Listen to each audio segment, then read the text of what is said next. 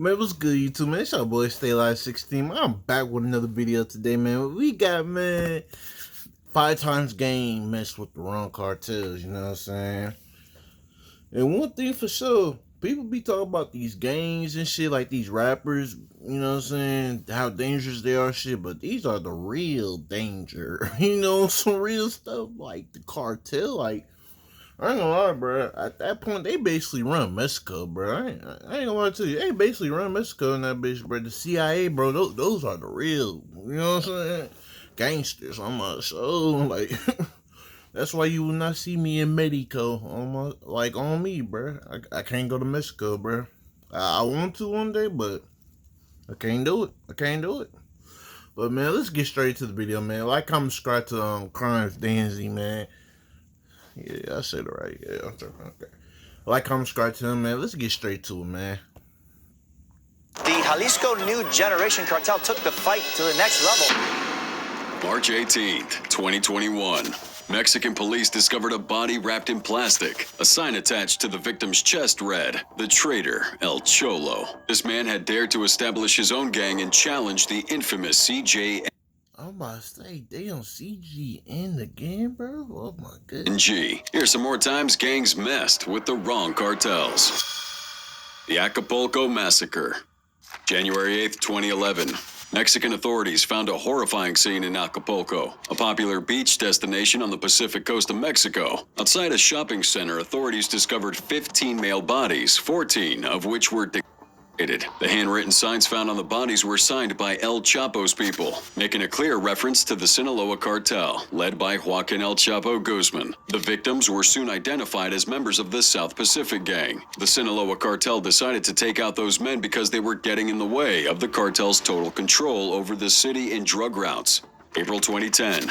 The South Pacific first appeared as a faction of the already weakened Beltran Leyva cartel. Then they eventually turned to operating on their own in Acapulco. In the beginning, Acapulco again? No shit. Gang's reputation grew due. They get busy over there, man. It must be the hood over there or something, cause hell nah. Their violent and intimidating strategies, which involved recruiting a 12-year-old as a gunman and executioner. However, the gang didn't last long. They were dismantled within a year, with many members either captured or, yeah, you guessed it, killed. Why? Because they dared to challenge the infamous Sinaloa cartel, which you guys already know is one of the most... That's so crazy how they don't care about recruiting. They don't care, bro. They will recruit anybody and force you to get recruited, bro. Like, civilian, cop, fucking former army man, it doesn't matter. Children, they don't care, bro.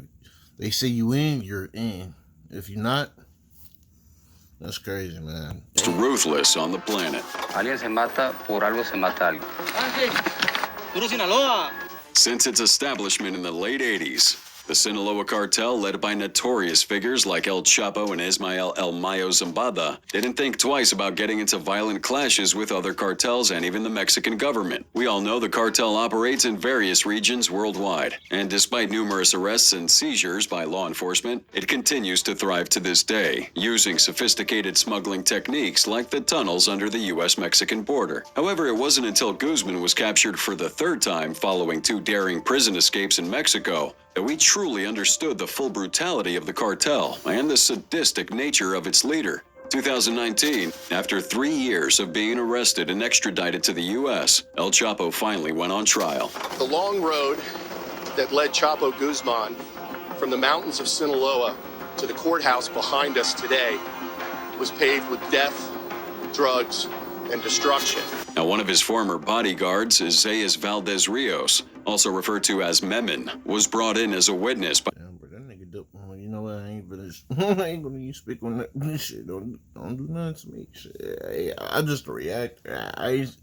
I'm just chilling, man. I ain't doing nothing. The prosecution during the trial. According to the ex-bodyguard, El Chapo had a thirst for blood and would just eliminate his enemies, regardless of their status or affiliation. One of those times was detailed by Rios in court, and he said he'd personally witnessed El Chapo murder 3 members of a rival gang. According to him, the 3 individuals were initially part of the Sinaloa cartel, but later joined a rival group. And as a result, Chapo considered them traitors and chose to subject them to immense and suffering before ultimately taking their lives. For several hours, the drug lord brutally beat him. Valdez Rios said, "They were completely like ragdolls. Their bones were totally broken. They couldn't move. And El Chapo was still hitting them with the branch and his weapon too." The three men were later driven to an area where they could see a large bonfire. There, the jury was told that El Chapo cursed each one before shooting him in the head with his rifle. The leader then took the bodies and threw them into a bonfire, telling his men that he didn't want any bones to remain. What we just talked about is barely scratching the surface as to what this cartel is ready to do to make sure nobody gets in its way, not even the police. And the next story on this list stands as proof.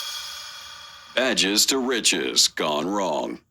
Police officers are supposed to protect and serve, right? Well, not in this case. November 18th, 2023. A half a dozen local and state police officers in Tijuana hatched a plot to steal a large shipment of drugs from a warehouse where traffickers were storing it. Now, they not only broke their oath and created their own criminal gang, but they would steal from none other than the Sinaloa cartel. And even though El Chapo is now locked up in the most secure prison in the U.S., the ADX Florence, it doesn't mean that the Sinaloa cartel is any less dangerous.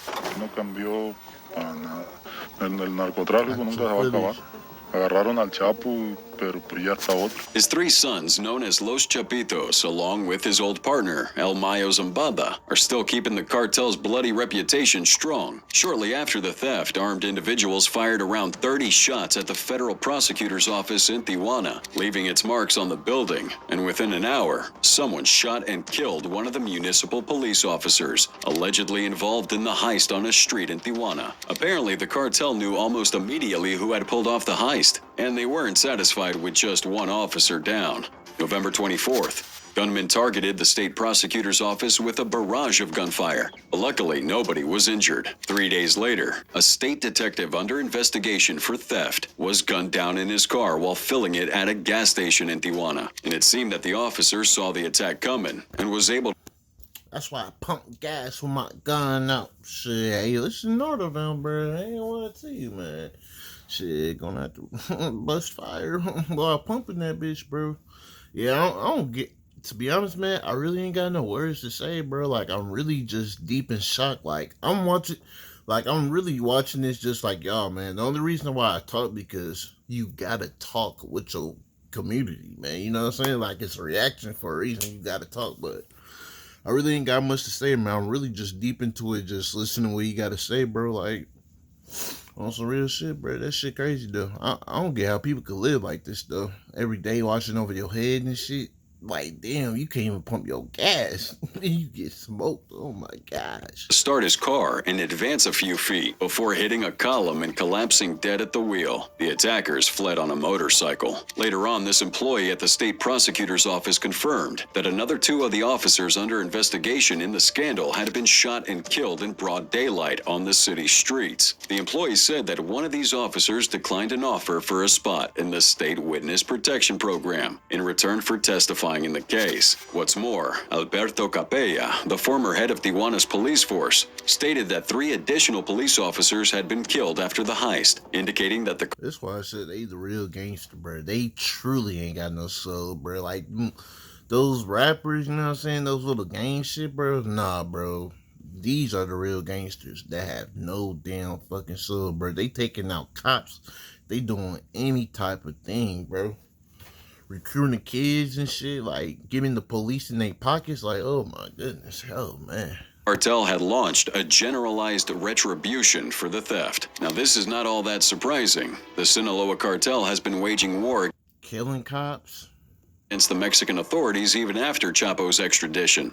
October 17th, 2019, members of the Mexican National Guard briefly arrested Ovidio Guzman Lopez, one of El Chapo's sons, in Culiacan, Sinaloa, setting off several gun battles around the city. Heavily armed cartel men, numbering over 700, threatened mass civilian deaths, including an attack on an apartment complex housing the relatives of the local military personnel. Now, the attack was so brutal and intense that hours later, Ovidio was freed, with the president, Andrés Manuel López Obrador, saying he supported the decision detention in order to prevent more bloodshed. But his freedom didn't last long. 2023, Ovidio Guzman was recaptured and extradited to the U.S., where he'll likely spend the rest of his days alongside his old man at ADX Florence. Despite this blow to the cartel, it continues to operate with the same ruthlessness as ever. Ovidio's brothers, Ivan Archibaldo Guzman Salazar and Jesus Alfredo Guzman Salazar, remain wanted by both the U.S. and Mexican governments for countless crimes,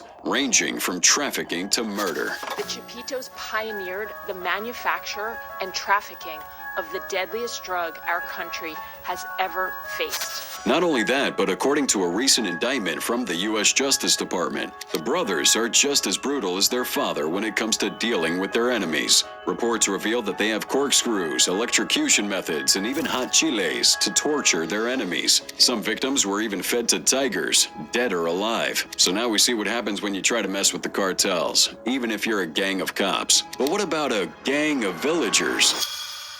Desperate measures.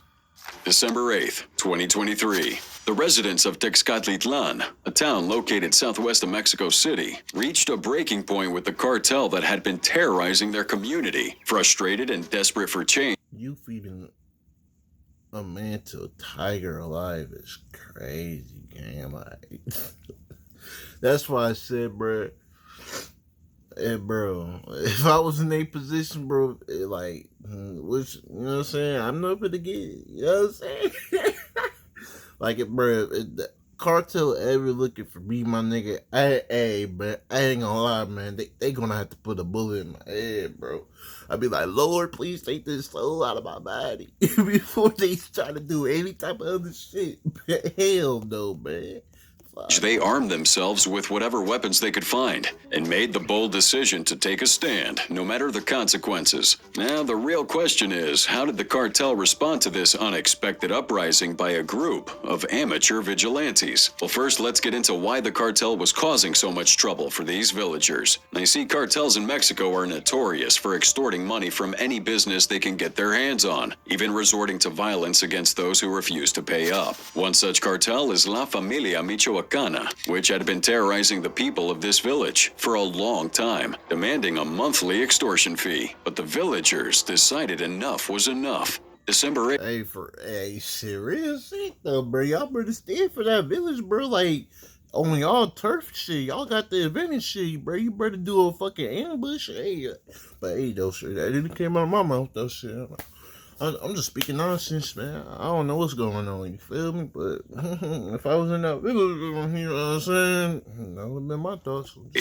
A clash erupted when the cartel announced a hike in its tax for a group of farmers in the small town. The farmers were already struggling to pay the original fee, and doubling it was simply impossible. One farmer explained, "We had a very bad year of harvests, and we barely made enough money to pay the original extortion fee. With this increase, we basically had no choice but to die fighting or die from hunger." The residents banded together and devised a plan to stand up to the cartel. They grabbed whatever weapon they could find and headed to meet the cartel at the local soccer field to exchange the supposedly agreed on extortion. I ain't gonna lie, man. I look-y want to learn how to farm too, bro. Just like little shit like planting vegetables and shit, bro. Cause I can't.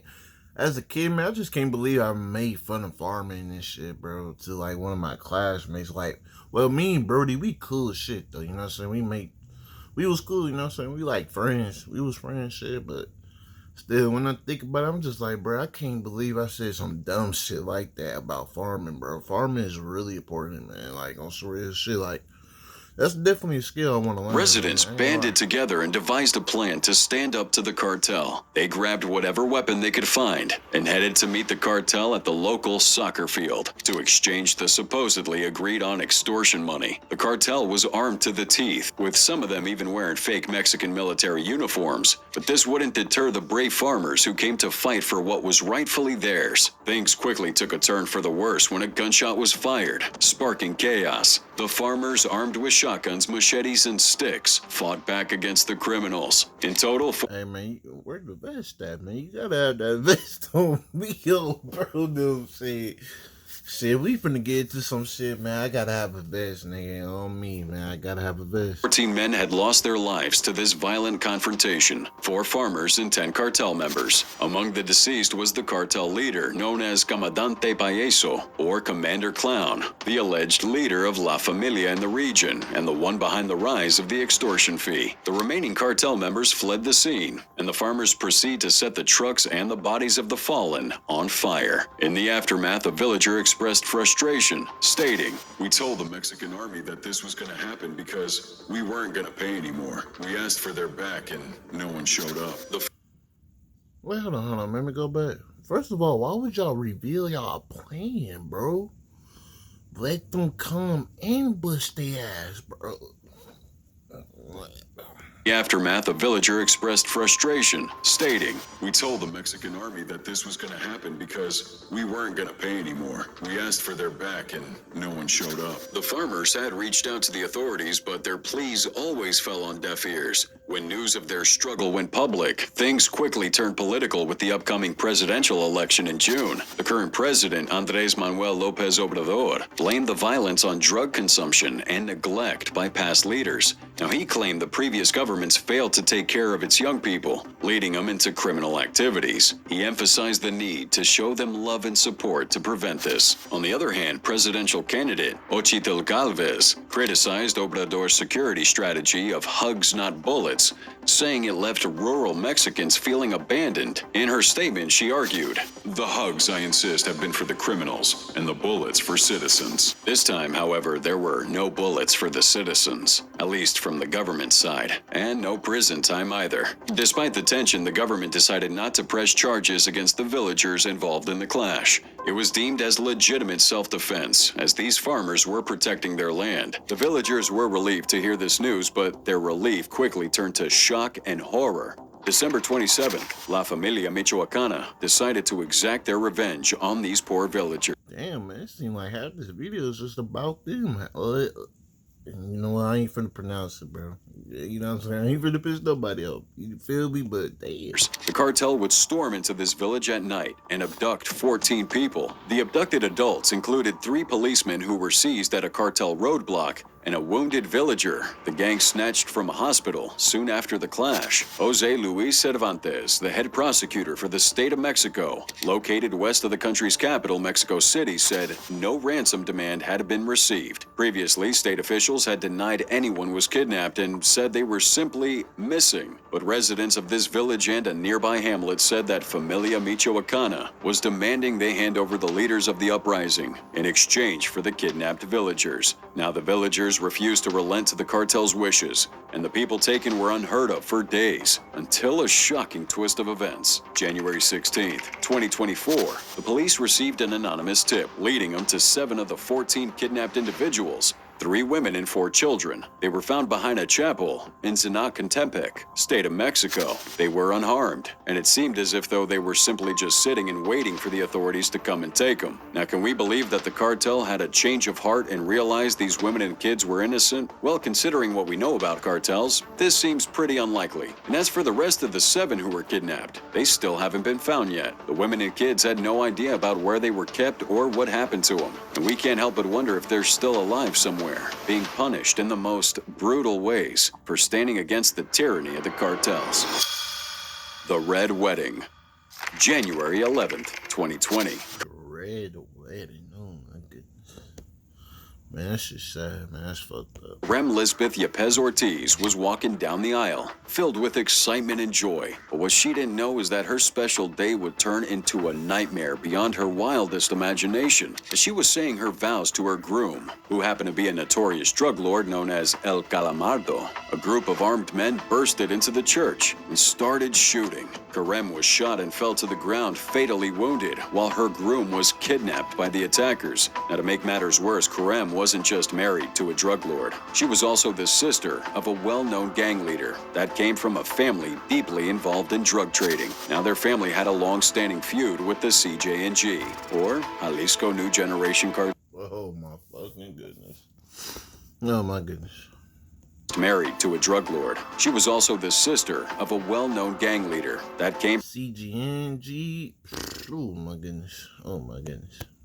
from a family deeply involved in drug trading. Now their family had a long-standing feud with the CJNG, or Jalisco New Generation Cartel. Despite being one of the youngest cartels in Mexico, these guys are feared for their brutality and influence. The Mexican government ranks them as one of the most dangerous in the country, second to Sinaloa. The U.S. Department of Justice also says they're one of the top 5 most dangerous transnational criminal organizations in the world. Cartel de Jalisco Nueva Generación, CJNG, is the single criminal organization most responsible for these deaths on both sides of the border. Let's go back to 2009, where they began as a branch for the Milenio Cartel. In just a few years, they transformed into the most dangerous, fastest growing, and richest drug cartel in Mexico. The leader of this cartel is Nemesio Oseguera Cervantes, better yet known as El Mencho, who once worked as a policeman in Jalisco. We all know his power has been paved with drugs, money, and extreme brutality. And at the beginning of his journey, he spent some time in a U.S. prison for some drug-related crimes.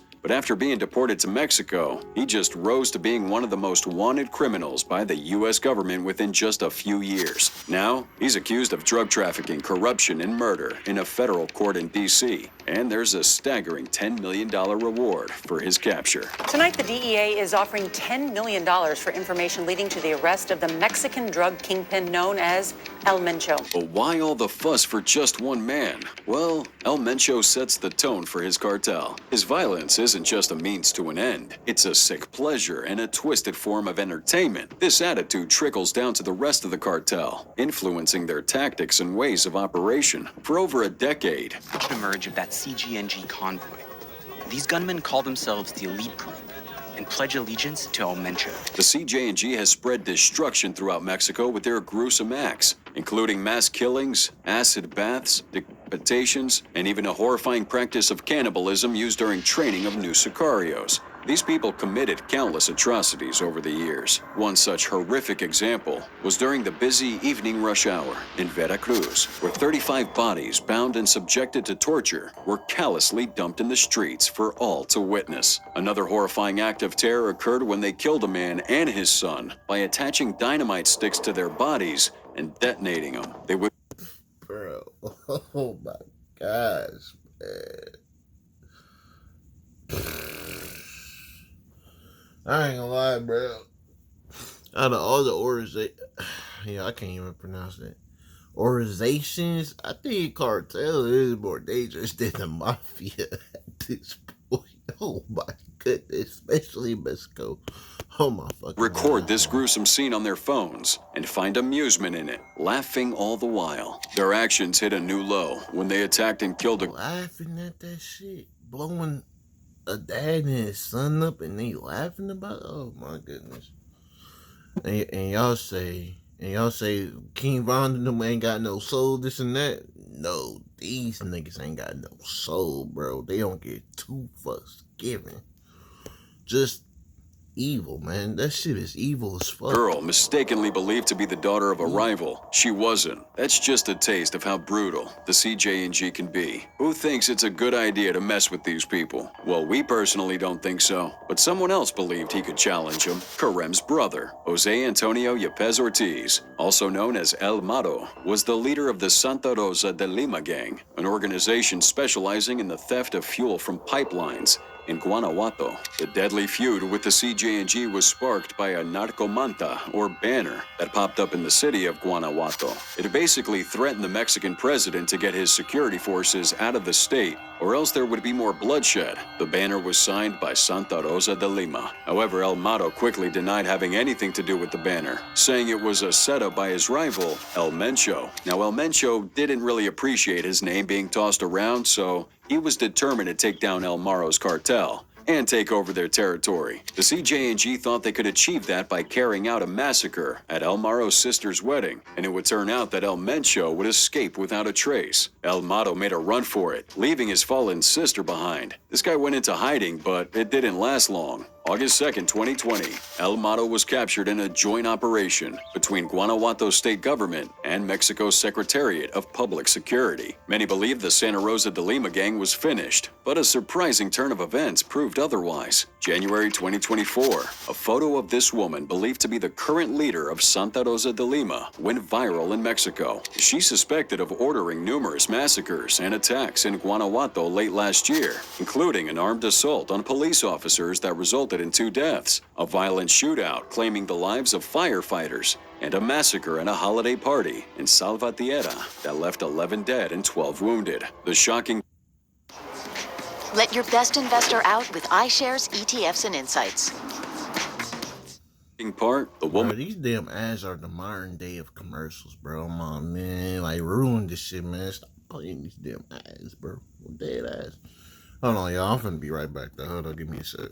All right, I'm back, y'all. I'm off for that. Is rumored to be none other than Karen Lisbeth Yepes Ortiz herself. So how could this be? Maybe she's running the gang from beyond the grave. Now, some speculate that she faked her death to evade the CJNG until she was ready to strike back. They point out that authorities never officially confirmed her death at the wedding, and so far the authorities have... Hey, you know what? That's why I might have to look up next. Female cartel members, you know what I'm saying? Because they get active too. Silent on the matter, leaving us in suspense. Regardless of her true identity, this woman is clearly engaged in a dangerous battle against the CJNG. The outcome could be grim, because the CJNG never forgives nor forgets, and the upcoming story proves it. From comrades to carnage. March 18th, 2021, authorities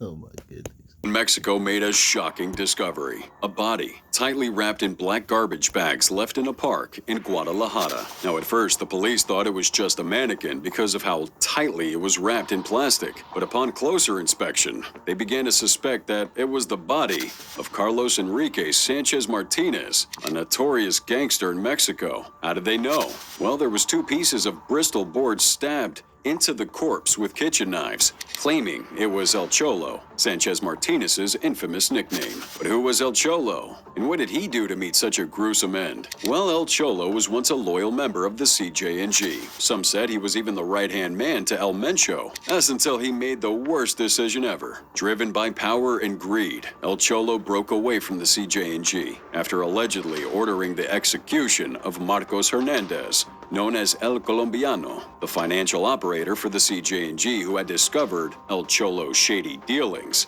and reported them to El Mencho. El Cholo wasted no time in forming his own gang, the Nueva Plaza, funded by the Sinaloa cartel, which is one of CJNG's biggest rivals. The gangs would engage in fierce battles over territories. And now here's a question for you. If you were once a member of El Mencho's deadly CJNG and saw firsthand the horrors that he and his cartel were capable of, would you ever dare to go against them? Personally, we couldn't even think about it. But El Cholo thought differently. And oh man, bro, I ain't doing that, gang. Like, I'm staying away. You feel me?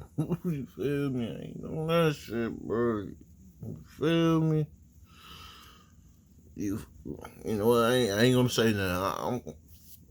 You know what I'm saying? I'll keep it he paid the ultimate price for it. March 18th, 2021, a video popped up online showing a man in a red Lacoste shirt sitting in a chair looking at El Cholo. Thought differently, and he paid the ultimate price for it. March 18th, 2021, a video popped up online showing a man in a red Lacoste shirt sitting in a chair looking defeated and resigned to his fate. Behind him stood several masked men, armed and ready for what was to come. The man, later identified as El Cholo, began speaking, seemingly reading off a number of talking points. He took responsibility for various crimes around Mexico, including an attack on the... Like, man, if you was gonna do some shit like that, man, your ass better be prepared and need the manpower, you feel me? U.S. consulate. He also implicated several high-ranking police officers who he claimed were working with him to take down the CJNG. One name he specifically mentioned was Omar Garcia Harfuch, a controversial cop known for his tough tactics and relentless pursuit of cartels. June 2020, Harfuch narrowly escaped a hail of bullets that seriously injured him and killed 2 of his friends. Harfuch was quick to blame the CJNG for the assassination and stated, "Our nation must continue to confront cowardly organized crime." following the attack, Mexico City's Attorney General detained at least a dozen suspects who were members of the CJNG. However, El Mencho remained untouched, leaving Harfuch seeking revenge. Now, right after the video went viral, Harfuch denied all claims, posting a tweet on X saying he wouldn't pay any attention to the words of a criminal kidnapped by other criminals. It was like he knew for sure that the men behind El Cholo belonged to the CJNG. At the end of that video, El Cholo advised his supporters to stop following him and dedicate more time to their families, and nearly on the brink of tears, he finished the video by saying, "Look how I ended." Can you imagine having to read those words, knowing exactly what's going to happen? Shortly after the video went viral, the disfigured body wrapped in plastic was found on the park bench. He was shot in the head several times and was clearly severely tortured before the final bullet put an end to his misery. And there, pinned to his chest, was the covered in blood sign that helped authorities identify the body. I ain't keeping it real, but man, that was me, gang. I'll be scared less than a motherfucker, but I ain't gonna lie, bro. That one bullet to the head, I'll be like, Lord, take my soul. Let me leave this body on me, bro.